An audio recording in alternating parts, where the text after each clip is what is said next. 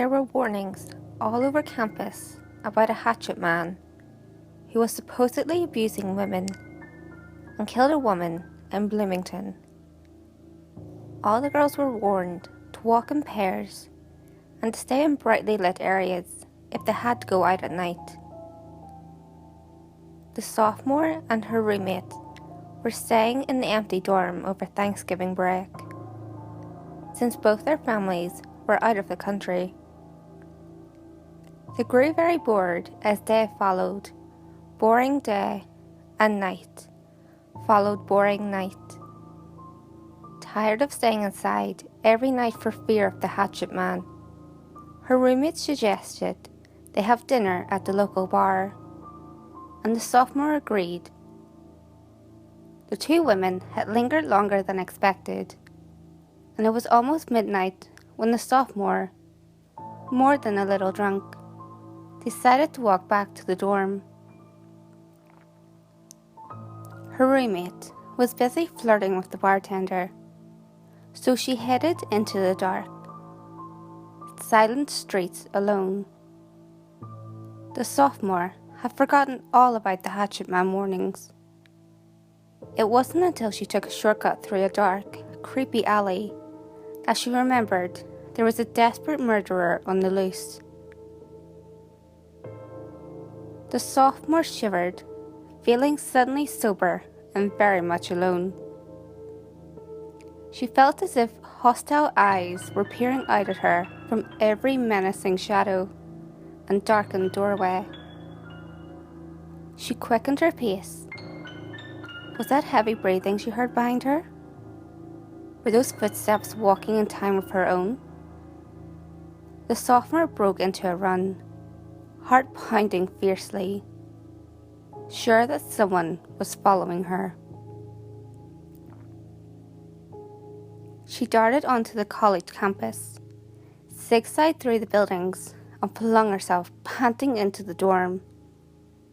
She pounded up 3 flights of stairs, down the hall, and slammed into her room, locking the door behind her.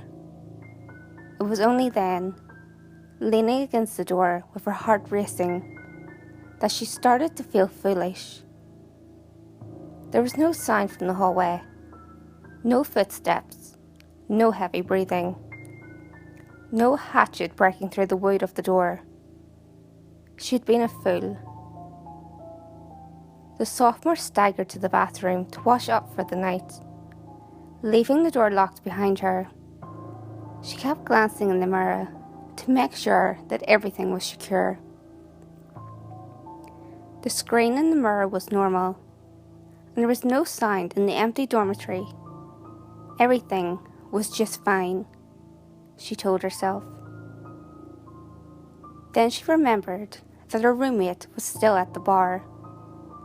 She didn't want her roommate to walk home alone, so she called the bar and asked the manager if he would arrange for her roommate to be brought home in a taxi. The music in the background was loud, and she wasn't sure if the manager understood her request, but at least she tried. The sophomore curled up in bed with the reading lamp on, determined to wait for her roommate.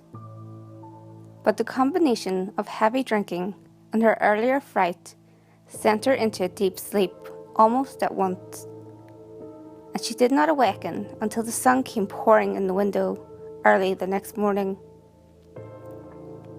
She woke with a hangover and rolled over, trying not to be sick in the bed. When she looked across the room, she realised that her roommate wasn't in the bed on the far wall.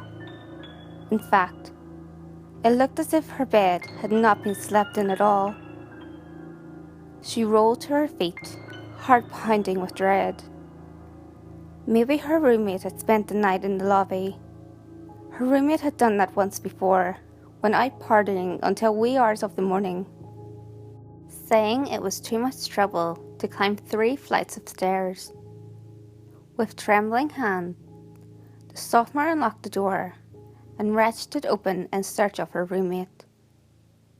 The unmistakable, faintly metallic scent of blood smashed into her nostrils, as the door swung open. That was her only warning before her shocked eyes saw blood spattered all over the walls and floor of the third-floor hallway. She screamed in terror, leaping backward away from the partially decapitated body of her roommate, which lay dead at her feet. Her throat was slit from end to end, and blood pooled under her dead body. The nails on her outstretched hand were torn and splintered where they had scratched desperately at the wooden door. A black shadow lay across her roommate's body. She looked up in a daze, her gaze following the black shadow to its source. Embedded in the window frame, near the entrance to the staircase, was a blood-stained hatchet, outlined in the light of the rising sun. Hey guys, if you enjoyed this video, give it a thumbs up and share it with your friends. You can also leave a comment below. All feedback, good or otherwise, is always appreciated. If you have any creepy stories of your own, or have any topics that you would like me to cover, feel free to send them in via any of my social media. You can find all links to my social media in the description below.